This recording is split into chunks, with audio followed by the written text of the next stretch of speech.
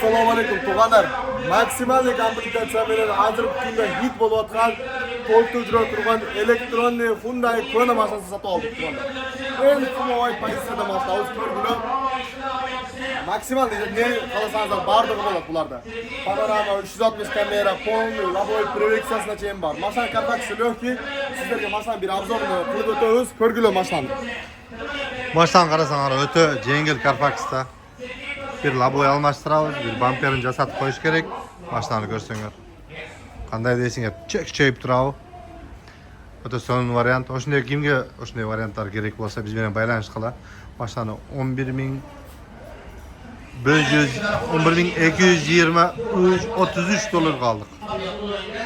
O'ta arzon alindi. Bizda 35.000-40 minggachayin sotilayotgan mashina Xudoy berib yengil bitib qoldi.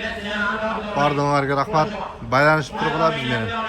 Qo'ldan kelishincha o'shunday arzon mashinalarni sizlarga olib, yetkazib beramiz.